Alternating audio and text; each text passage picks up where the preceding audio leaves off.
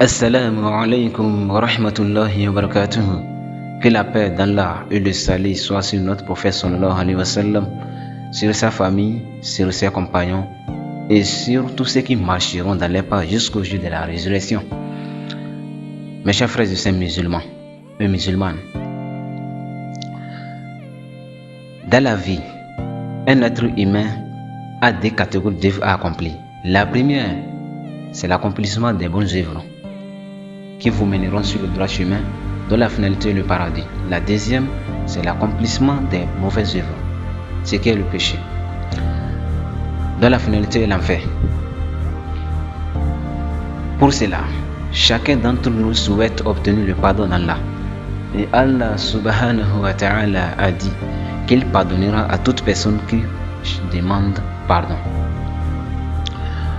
Pour mettre des choses en perspective, peu importe ce que vous avez fait, si vous demandez pardon à Allah, si vous changez vos habitudes et que vous promettez à Allah de ne plus les recommencer, Dieu vous pardonnera toujours et Dieu vous pardonnera complètement et toujours. Souvenez-vous de cela. Sachez que le plan d'Iblis, c'est de vous pousser à répéter ce péché.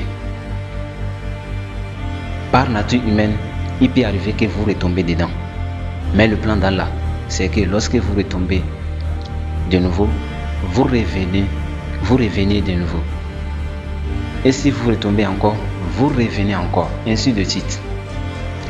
Il arrivera un moment où l'écart entre les péchés sera plus grand. Ce qui veut dire, disons que vous avez commis un péché aujourd'hui. Et quand vous prenez conscience d'Allah, au lieu de les commettre tous les 7 jours, cela devient tous les 14 ou 21 jours. Est-ce une réussite? Est-ce une réussite? Le fait que vous ne les commettiez plus aussi souvent est, sous un certain angle, un succès. Remerciez Dieu pour cela. Faites en sorte que cet écart devienne plus long, plus grand. Un exemple d'un jeune garçon qui a appelé un imam populaire. Ya imam, je sais accro à la pornographie, que dois-je faire? L'imam a commencé donc par l'aider. Il s'est rendu compte que les petites périodes pendant lesquelles il regardait de la pornographie devenaient beaucoup plus espacées. Au lieu que ce soit tous les jours, cela devenait de plus en plus aléatoire. Cela devenait de temps en temps aléatoire. Et après cela, il a complètement arrêté. C'est cela le plan d'Allah. Si tu commences à aimer abandonner le mal, Dieu t'aimera et te dira à délaisser le mal. Quand on nous accorde la facilité, ne perdez jamais espoir en la miséricorde d'Allah. Cherchez toujours le pardon d'Allah.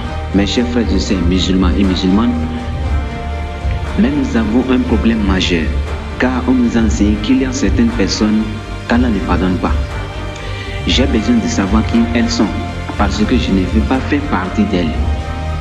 Si vous regardez dans certains hadiths, certaines occasions, par exemple les hadiths de Anishf min Shaban, où il est rapporté qu'Allah pardonne à tout le monde sauf à certaines personnes. Qui sont ces personnes? Ces hadiths se trouvent dans Sunan Ibn Majah. Et bien que les savants aient discuté de son authenticité, à savoir s'il est authentique ou non, le message qu'il transmet est en réalité le point sur lequel nous sommes tous d'accord. Si tu veux obtenir le pardon d'Allah, sauve-toi des choses suivantes. Numéro 1, directement le premier mot est Al-Mushrik. Ce hadith dit, une personne qui associe des partenaires dans l'adoration à Allah, une personne qui associe des partenaires à Allah dans l'adoration, Allah dit, je ne pardonnerai pas à cette personne. Mais j'ai dit plutôt, peu importe ce que tu as fait, si tu demandes pardon, Allah te pardonnera. Si vous regardez les compagnons du prophète Mohammed sallallahu alayhi wa sallam, un bon nombre d'eux étaient des mouchriquins à l'époque, pendant la période mecquoise. Ceux qui venaient de la Mecque, c'est ce qu'ils étaient. Mais comme ils ont demandé pardon et changé leurs habitudes, Dieu leur a pardonné. Mais ici, nous parlons d'une personne qui meurt sans avoir demandé pardon. Allah dit, je peux tout pardonner sauf le shirk. Je ne le ferai pas. Allah a choisi, a décrété. Allah a choisi, a décrété et a décidé qu'il ne pardonnera pas l'association dans l'adoration avec lui.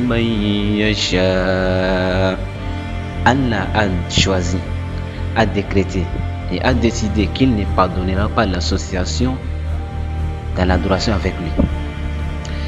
C'est donc quelque chose d'important. Je dois constamment me poser cette question. Est-ce que ce que je fais est du shirk? Et il ne faut pas avoir peur de cette question.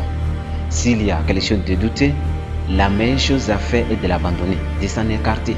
Si tu es douté, je risque de mériter la colère d'Allah. Si c'est le cas, je ne vais même pas risquer de mériter la colère d'Allah. Je préfère tout simplement l'abandonner.